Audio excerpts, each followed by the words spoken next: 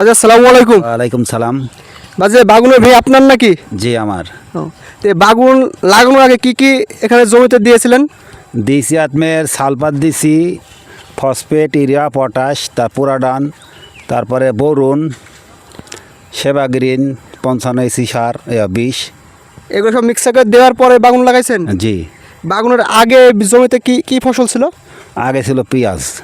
এই পেঁয়াজের ভিতরে কি বাগুন গুজা দিয়েছিলেন নাকি গাছারা? পেঁয়াজের মধ্যে গোজা দিছি। এটা কি জাতের বেগুনের গাছ? এটি হলো হাগড়া, তাল হাগড়া। তাল হাগড়া। বর্তমানে বাগুনের বাজার মূল্য কত? এখন 2500 আছে, 2600 আছে, মানে তাল মানে বেগুন বুঝি দাম। বেগুন বুঝির দাম। তো কৃষকের তো যে রেটে আছে রেটে কি যে বাগুন বিক্রি হয়ে লস হবে না লাভ হবে? এই দাম যদি বরাবর থাকে আর যদি বেগুন হয় তাহলে লাভ হবে। আচ্ছা, এটা এখানে কতখানি ভিড়ে জমিটা? 9 কাঠা। 9 কাঠা জমিতে কত মন বাগুন হতে পারে আনুমানিক? 9 কাঠা দেবে হইলে তো বহুত হয়। এখন আমরা প্রাথমিক উপস্থিত মতন মন 500। যাক, 5 মনকে যে বাগুন যে শক্ত করে, তাহলে এখানে কৃষকের লাভ হবে না লস হবে?